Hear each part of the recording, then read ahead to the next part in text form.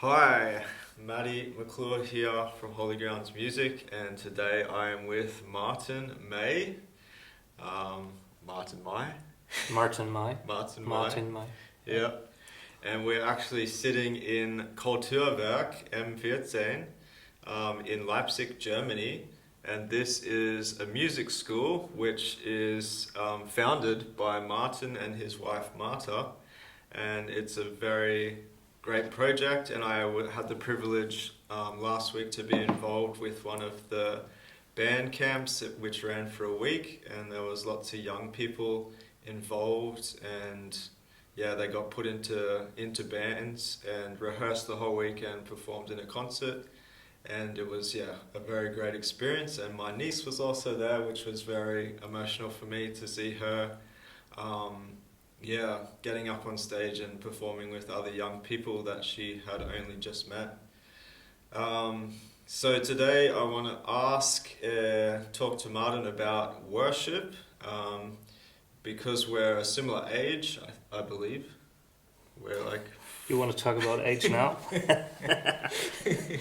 Yeah. Are you born in 83? Yes, I am. So we're both born in 83. 41, but I think you probably have been like in the worship ministry a bit longer than me. When did you start in church and worship? I pretty much started with starting to play guitar with 7 or 8 years. Mm-hmm. So I learned a few chords, and we had if you want to call it worship, but we had a dropout in the church ministry, where she could not be there for children's Sunday school stuff, Mm-hmm. who played the guitar. So my pastor was like, "Hey, you play a few chords, why don't you play the guitar?" So I tried my best. Yeah. Yeah. And were your parents, you grew up in a church? Like Yes. Your parents were Christians? My mom was Christian. My dad got saved when I was, I think, 12. Yeah.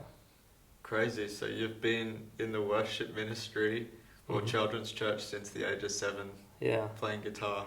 kind of. Crazy. And then when did you go from children's church onto a main service? So I grew up in the GDR, German Democratic Republic, which was before the wall in Berlin came down, Yeah. on the socialist side Mm-hmm. of Germany. So Until the age of 5? I think around 6, 7. Do the math. Yeah. So 89, I think the borders opened, and we immediately went over to Hamburg to visit some relatives there. But in that time, I think it was 91, 92, when I was around 9 years old. Our pastor, who's a pastor from just a state church, evangelic state church. Do you say it like that? Or evangelic, Protestant church. Yeah. So he heard of a worship conference in Lüdenscheid, Germany, where they invited a lot of vineyard worship leaders like Andy Park, Kevin Prosh, Brian Dirksen. To that time, that was the biggest worship event in Germany. And he said to a team of our church, "Why don't you go there? Because I feel like it's good to learn something about the modern contemporary worship movement." So because usually we had an organ in church service in an old 750-year-old church building. Yeah. So he just sent a few people there, and my parents were involved in that, and they went there, and they were really inspired and said, "We have to set up something with contemporary worship music."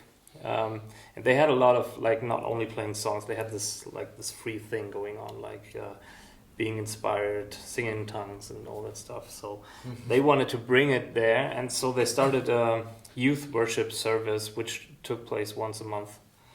And I was too young at that age, but when I was around, I think, 11, I started to play drums in that service, and then pretty quickly I got to be kind of an MD in the setting and supporting the worship leader.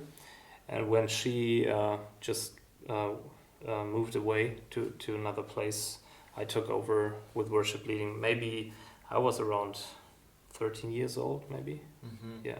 So, and then I had like a monthly appointment of leading worship, and also sometimes playing in the Sunday morning service. And it started to also make some circles in that area where we lived. It was not so much many believers, so they invited one of the only bands who played like contemporary worship music to different cities or villages. Yeah. So your church fully transitioned from like more of a traditional Yeah. worship to contemporary.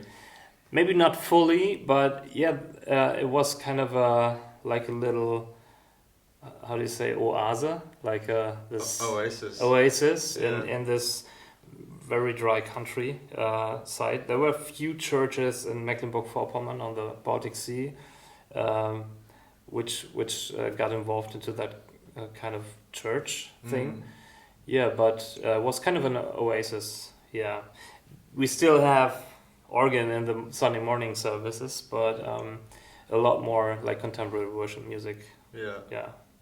Yeah, there's when I visit Etzgebirge, where my wife is from, we visit her church in Etzgebirge, and it's also a traditional church.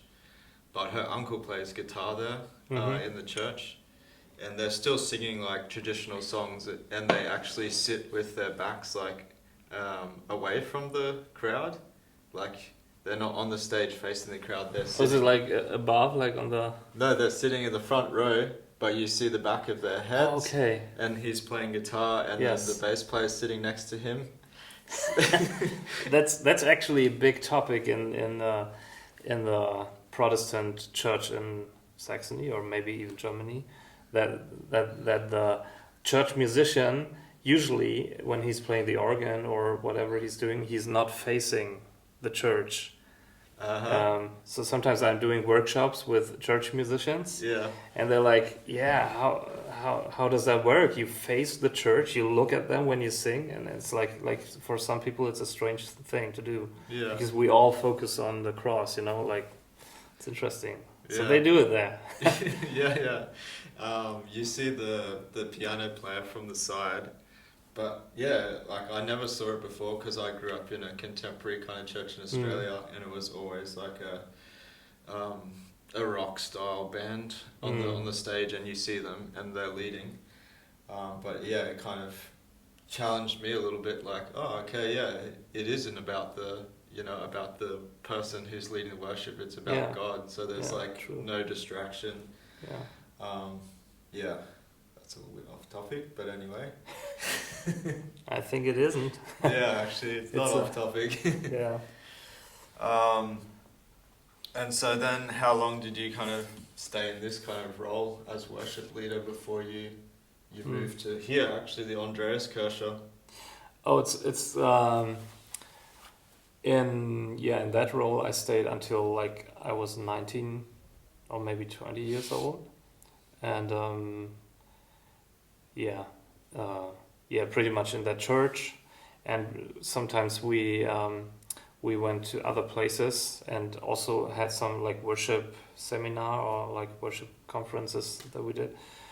But then I did some Freiwilligendienst. What is the English word for that? Like volunteer work. Volunteer, yeah, in a church nearby. And there was a pastor who always invited people from the US and from other countries doing conferences. And I did this for 1 year, and then I moved to Leipzig, which is the place we're still living in. So that was 2003, with 20 years of age, and then we pretty quickly landed in the Andreaskirche, which meets in this building as well, and we're there for almost like 20 years, maybe 18 years or 17 years, yeah. So yeah. And you were the MD there, the worship. I was just one of several worship leaders Yeah. for a long time. We had not like a rotation system. We had really fixed bands Mm-hmm. we played in, and we founded that one band in 2006 that really had a name as well. So the name was Plain, and recorded some music and toured as well with this band. Conferences like worship or just Christian conferences, and sometimes concerts or worship nights. And then after a while in the church, there was like a change going on where I started to get more involved in the leadership of the worship team. Mm-hmm. So like all the people in the worship team. That was just for a short while before I dropped out again, because it was kind of a job, but it didn't get paid so well. So I had to look at other places what I do, and but I still stayed involved as a worship leader for as long as I was in that church. Yeah. Mm-hmm. Yeah. And what was the point where you decided, okay, we're going to, like in that time, did you already start Kulturwerk? Yes. You already, Yeah. Yeah. So the church met in a like a pretty small building, and they had kind of a revival going on when we came here in 2003, 2004, Mm-hmm. and the church was starting to look for a new building, and so they found this building, which is for the people who maybe never saw the building, it's like a really big hall for like 800 seated people seating inside of the hall, and then there's a big complex of 3 storage office rooms. And so we kind of the church kind of acquired this building, and then the pastor came and he was like, hey, we have so much space now, and you're a musician, and we have so many musicians in the church. Why don't you take the space, some of it, and start some kind of community, some kind of artist community or music school or whatever you think. And I was for myself getting self-employed at that time, so I was like playing a lot of music and teaching a lot of students for guitar and drums. And so I thought maybe that's a good thing to do. So so I don't have to go to their house anymore.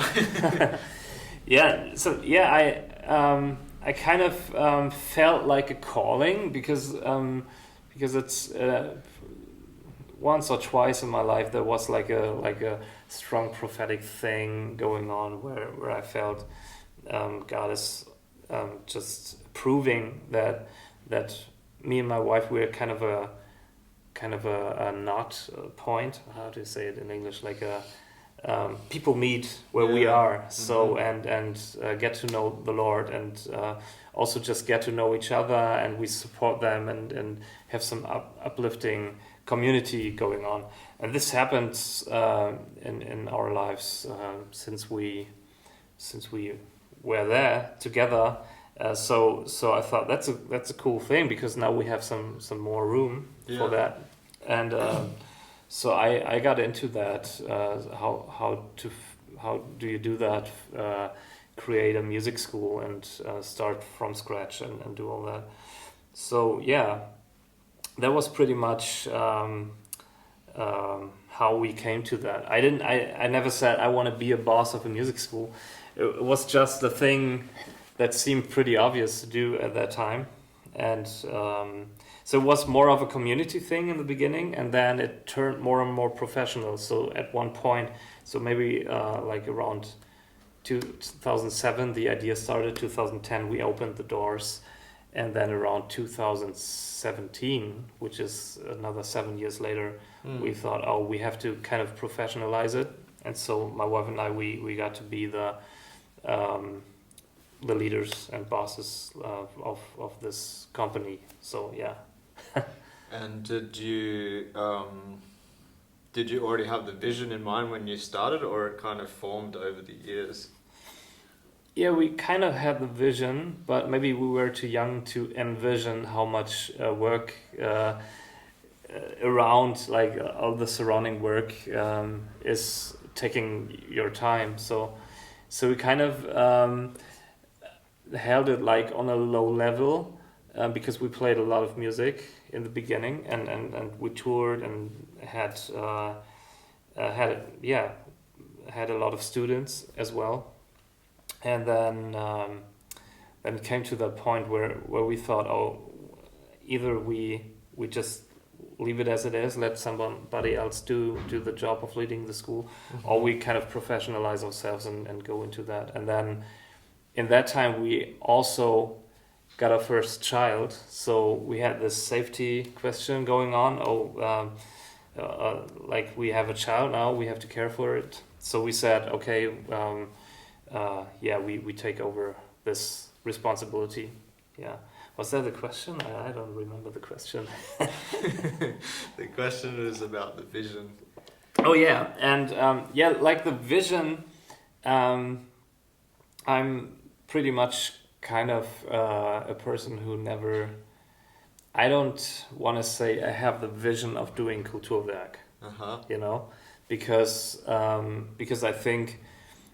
That God sometimes puts something on my life or on everybody else's life, and He puts it on the life, and if you decide to walk in trust and in connection to God, then the things around you just come together to this thing what God wants you to do. And if it's Kulturwerk, or if it has got another name and another place, it still will be the thing God maybe wants me to do if I trust Him and if I'm still all the time in connection. So our vision is indeed to invest in young people, and especially because we were born, or we were not born, but raised in Mecklenburg-Vorpommern, which is a country of Germany which is very ländlich, it's like not so many people living there. Like a Dorf, like countryside. Countryside, yeah. So the next music school, like my wife Marta, she had to, tramp. Like, is it tramping in English? Hitchhiking. Hitchhike to the music school, So she was like, to the music school, she had a bus that went like 1 hour or something. But the way back, there was no bus anymore. She had to hitchhike. So it's like a lot of, kind of different to living in a city. And maybe that's our vision, that we someday do this kind of stuff on the countryside again. But we had a lot of things, a lot of chances, a lot of support that we give the people now we never had when we were young. And it's kind of this thing that we think, oh, if we would have had this thing, what we do now when we were younger, it would have been so great. So we want to just invest this into the next generation. But also in the time when we grew up in school as musicians, when we developed our musicianship, we were a lot of time confronted with this.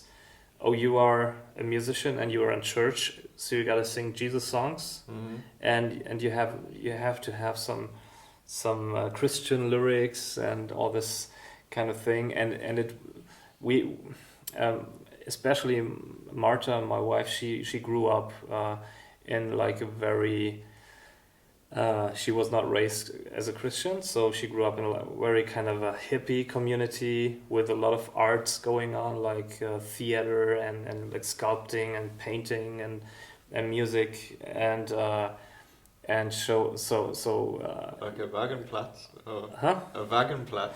Yeah, it's maybe kind of. It was not a Wagenplatz, but it was pretty low level, like they didn't even have a heating system in the house and stuff like that. Showering in the garden with a water hose and stuff like that. Sounds perfect. Yeah. But like we had when I met her, I realized that there's something like a lot of like how do I call it, like authentic arts in this world that I didn't even scratch because I am raised in church. So there are people who try to express themselves and try to express their feelings or their view of the world in a very artful way. And you have this outside the church, but inside the church is more like a corset. Like if you want to do art, it has to be in this kind of worship contemporary style, whatever. It doesn't. There's a lot more, but in the environment where I was in, I felt like that. And so when I wrote a worship song, my parents went, yeah, that's a great song. But when I wrote a song just about life and which was a little more artsy, like a little more, guitar stuff in it or whatever, they were like, oh, strange music, So I think that this is kind of the point where we developed a passion for making real art and possible in church, or giving like comfort for the artists who want to express themselves differently than just the typical worship style, or always have to sing about biblical stuff, which is great, but we also have so much more you can sing about and still be a Christian and still impact the environment around you, because you are who you are, and you put this thing into your lyrics and into your music and into whatever you do, sculpting or whatever. And that's the reason why we called our project Kulturwerk, because we said we want to do, we want to have a place that is like with the Christian born again base meant foundation. That's the right word, foundation. But out of that foundation, we want to impact the culture, like the secular culture around us, and not not make our own fortress of Christian culture, but give a soil for cultural stuff developing that can impact the culture around us. Kind of like maybe if you look back at the time of Bach, who was a musician here in Leipzig, he did like really great music, and he had like a lot of, I don't know if the people liked the music to his living times, but he had a lot of like possibilities to play and develop this music, and it has a whole lot of impact on everything music in this world. So maybe that's not a good comparison, but it feels like there's a strong, just right now in the last 10 years developed such a strong Christian contemporary worship music style thing that you have to kind of fit in if you want to be heard and listened to by Christians. But it's like in a big bubble, and I'm not against bubbles. I think bubbles are great. If you have something in a bubble, it feels safe, it's cool. If you have a worship service and you don't only have Christians there and you just have your bubble Christian worship music, it's great because it's safe. But I think there has to be a lot of more openness to to art that maybe doesn't feel Christian in the beginning, but is still made by a Christian who maybe creates something really new, some new vibes, some new stuff that comes out of the church, and that's what we want to always pursue. That we support people, thinking outside of the bubble, or doing stuff outside of the bubble. And that's also the reason for us doing, in the beginning we only had Christian believers working here, but then we opened up and said, oh, we want to have a community with other people as well, who maybe are not believers yet, but who are pretty much open to work together in this kind of environment. And you put me in contact with Daniel, who's not a Christian. Yes. And it was really cool to see how he was involved last week, and even during the meetings when you prayed, he wasn't like, no, I'm getting out of here.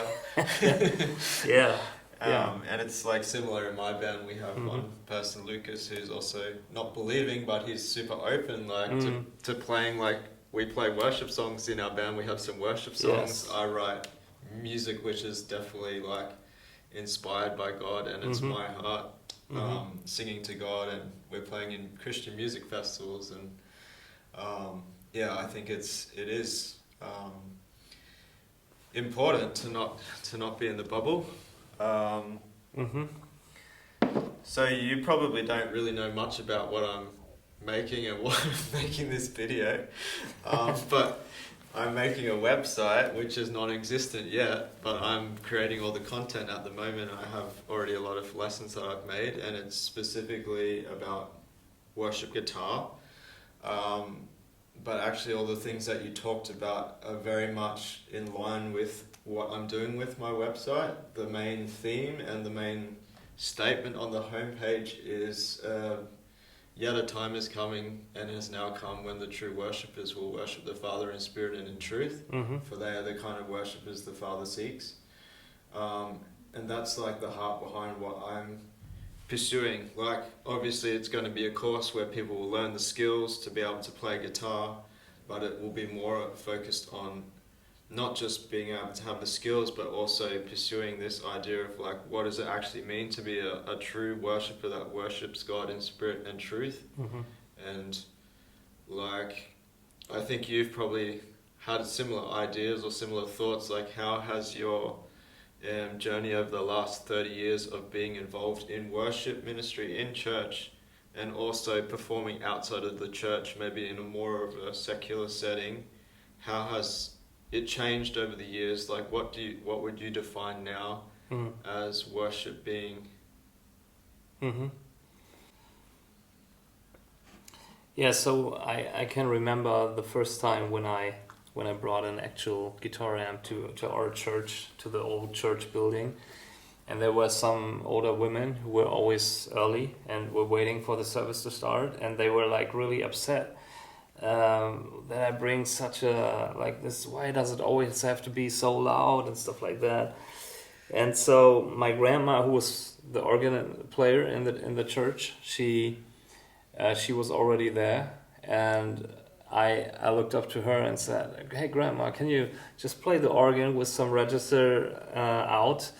And she said, yeah, sure, I can do it. So she played organ, and I plugged in my guitar and just played to the organ, and you couldn't hear the guitar.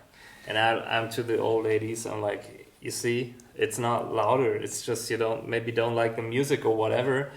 So I was kind of upset at that morning, and that was kind of the atmosphere that in that time, like early 90s or in the 90s, maybe in Germany, you really had to convince people that it's okay to play the guitar or like an electric guitar and drum set to worship the Lord, and that was kind of a struggle, but then the church I was in pretty quickly adopted this kind of music, and even when we had like this youth worship events going on, the older people were coming in as well, and so we opened up for some more like rock music style of worship, with a lot of spontaneity. Yeah. Spontaneity. Yeah, spontaneity. Yeah. So then, like when we got older, like in direction to the 2000s, I think what I listened a lot to in this time was like old like CDs from Morning Star or Kevin Prosh, or even we have cassette tapes which were really just taped with a cassette recorder in some worship service where somebody was playing like spontaneous music and singing spontaneous lyrics, and this kind of got me in that time that I like have a real response out of the moment to the atmosphere or to what the Lord is doing, or how I feel that something is in the room. To just develop, I just developed this passion for being in the moment and just worshiping the Lord in the moment with what I have in that moment musically and lyrics that are coming up. And that was a good time for that because people really liked it and jumped in on it, and the church just loved to sing spontaneous and have like I remember when we moved to Leipzig in 2003, we had like this in Andreas Church, this thing that you had like a pretty long worship time, and then you had the preacher preaching, and then afterwards sometimes it took like an hour or an hour and a half of worship for the service to end. So you had like a 3-hour service and a lot of music and people coming up telling testimonies, and the band would like respond to the testimonies, and you have like a 10-15 minutes thank you song that was made up in the moment, stuff like that. So pretty much what I feel is that in this beginning time in my life for worship music, pretty much the whole technology part was pretty basic. You had like a guitar amp and a drum set and a microphone, and you started playing, and you didn't care so much about there's this arrangement on that CD, and we try to really replicate this arrangement and have some backing tracks to support the sound, that we sound exactly the same like on this recording. We didn't care a lot about that kind of stuff. We made up our own arrangements, just how the instrumentation was, and really went for playing some songs, but also just responding to whatever happens in this moment, and just imagine it as a conversation between us and the Lord and the church, like everybody just being in the moment. So and that's kind of the thing that still is like on my heart when I go somewhere and lead worship, that I kind of respect the need for structure, and nowadays people want to know 2 weeks ahead what kind of song you play and how long does this take, and the lyrics and everything must be structured and said before. I respect that, but I still try to get everybody to go out of this just doing what is written down and just being in the moment and realizing, okay, I can talk now on my own to my Lord and sing and whatever. And I think in the we had like in the I think starting around 2005 we had some worship nights in the Messehalle here, which started at 8 in the night, at 8 in the evening, and then went until 6 in the morning, where you had 2-hour slots for the bands just playing after each other with no break in between. So the guitar player of the first band, would go on playing when they set up the next band set, and then the keyboard player took over, so you had no gap. The people were just worshiping, and everything went on like smoothly. And yeah, and you had this like how much is that? It's like 10 hours of worship nonstop. And we have a lot of non-stop events. I think it's not like something really special or so, but for me in that time it was like really special because when you play as a band in such a set, you don't. Maybe the first time you come with 20 songs because you have 2 hours to fill, Yeah. and the next time you're like, 20 songs again, and but then after a while you realize you cannot fill 20 songs in every worship set. And the band before had 20 songs, and the band afterwards plays 20 songs, and they play the same songs that the band before played, or something like that. It's not making sense. So it's more making sense to just meet together as a community and just be in the moment and talk to God and worship Him in the spirit and in truth, which doesn't require even lyrics. Sometimes we played instrumental for a long time, and somebody was reading the Bible or stuff like that, or you had someone giving testimony, and we just hovered over this topic of the testimony and made up some lyrics to that, and this pretty much came to an end in around like 2015, 14, I don't know, and I think it's also because then like with the 2010s, 10 years, this technology thing and good big worship productions got bigger and bigger.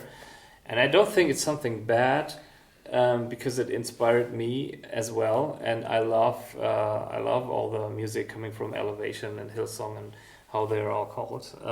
But it kind of set another standard for how a worship service has to look like, and you got all this lighting and production thing, like with the lyrics, with background, and the lyrics changing on a click to whatever the backing track was playing, and and in the time where me and my band played a lot of conferences and stuff, we never even had a photographer or a camera Photographer guy with us. or videographer. Yeah, there was no. Like when people now come and say, how was it when you played worship with this one band you had? Can you show me some footage? I'm like, no, I can't, because we don't have any footage. So now, nowadays, this kind of technology thing is really big, and you have like these big players like multitracks.com and Loop Community, where they put out all these original like stems from the original recordings, and the people put it underneath their band stuff. I think it's kind of cool to have that, but it's kind of also taking the focus away from what is really it for the worship time, that you meet with some people and you just focus on the Lord, and you play some music that supports like the atmosphere for focusing on the Lord, and yeah, that's kind of what I wish to find more. And what we try to support as a Kulturwerk community when we go to churches and teach them in the topic of playing worship. It's kind of this thing that it's okay and it's good to have like all the technology, but it's really important that you also come back to playing music together that can develop out of the moment, and that doesn't happen if you stick your ears with in-ear monitors and just care and make workshops around how to get the real best in-ear monitoring mix. It's better to just maybe join together and play acoustically a long time before you start with all this technology stuff. I feel like sometimes we go to churches and you have like these kids from 12 to 15 years who maybe play guitar since 2 years and who are now from like the bedroom on stage with in-ear monitors and never had this situation of playing just in a rehearsal room setting with just a few amps and just listening to each other and feeling the dynamics of, you know, even if you then have some electronic drums and they're just on the ear, you don't feel like the the music. I think that's an important part as well, because God made music the way it is, like vibrating the air around you, and sound like the kick drum is like a massive thing, and we pack it up, and so you only hear it on your earbuds, because it's better sounding for the church. It is, yeah, but I think it's something really important, kind of to really experience this music thing in worship, this real like music, no backing track, just playing and being real on the instrument with some friends doing the same thing. That's what I think maybe comes a little short in the moment, at the moment. Yeah. I hope I answered your question. You answered the question and more. Okay. Yeah, I guess I'm like growing up in the similar time period without in-ears and all of this stuff. So for me, it's also, when I visit churches that they're playing with in-ears, and I've also played in a church once or twice with in-ears. And I understand it, and I also understand the importance of like practicing to a metronome and improving timing. But I fully agree, it kind of takes away a bit from the experience of playing in a band together and like actually listening to each other and being able to like respond to each other musically, which is a massive, it's a very important skill to have as a musician. And I am very glad to have met you, and to feel as though like there's also somebody else with similar thoughts as me and on a similar journey with worship and trying new things, thinking outside of the box. Like I said before, like I kind of grew up listening to Keith Green. I grew up in a Christian family, and my stepdad had a cassette tape which he would just play on repeat in his car. So I would grow up listening to Keith Green, and he is somebody, he's definitely not trying to make anyone feel comfortable. I'm not sure how familiar you are with his songs. I am, yes. I also read the book. No Compromise? No Compromise, yeah. Crazy guy. Yeah. And he didn't do it all in church. I mean, he got this big community of people collecting all the drug addicts, whatever, come in people, and he toured as well outside the church. Played songs that the people get, you know. I like that. Yeah, he would play in the Woodstock festival. He did? Like alongside Bob Dylan I didn't know and that. Hendrix, yeah. Maybe it's in the book, but I forgot. Yeah. Yeah. And like this is during this hippie peace love period in America. Yeah. So like you could say that a revival broke out. Yeah. Yeah. Yeah, it's crazy time, and such a cool story how he got this this house, and then he moved to like a big farm where he invited all the people to come in, and I like that. Yeah. It's like a pretty much like what we think about when we think about community, like we do here. Maybe it's not that big, and that's it. He was, I would say, definitely like somebody who was outside of the Christian bubble and box. Yes. Like if Christians were saying, "Oh no, you can't take like drug addicts off the street into your house." Yeah. He's like, "Why? Like in the Bible it says that you should." You know. That's true. I mean, it's a tough thing to get drug addicts into the house. Yeah.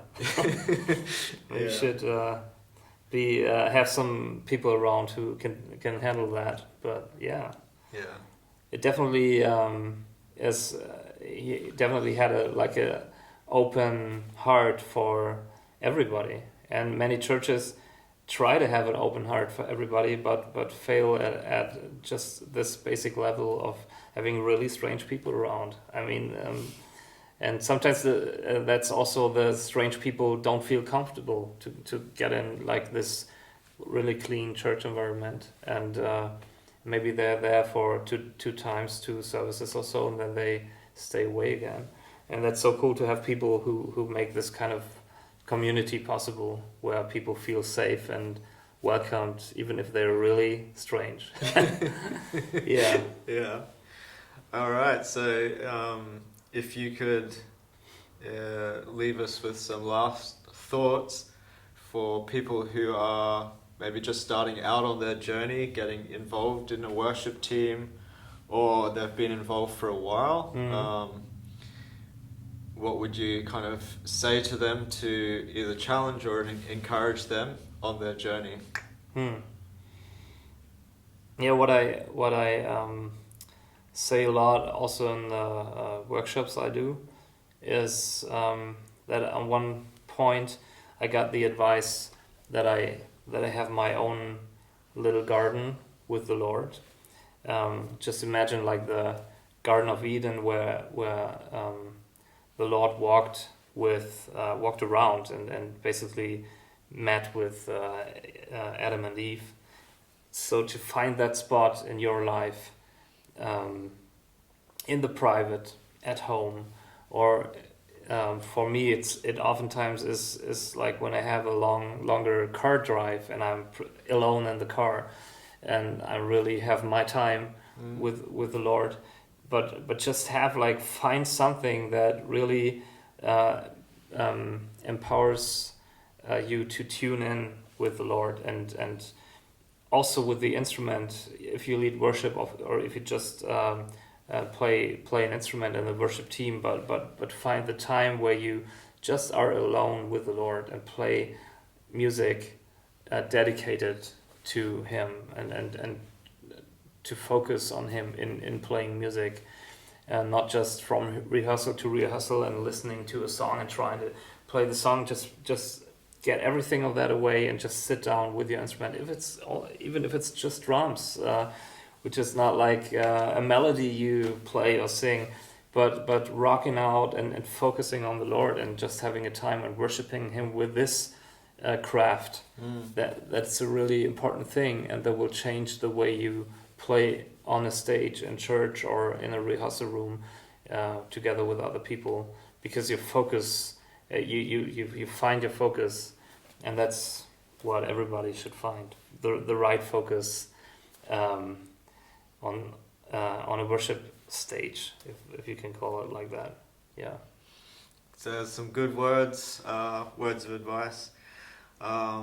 Yeah, thank you so much, Martin, for your time and for sharing. Thank you, Matthew. Yeah, welcome. Yes. Thanks for sharing your words of wisdom and knowledge over the last 20 years. Have a good day, guys, and all the best on your worship endeavors and journey. Yes. Goodbye. Bye.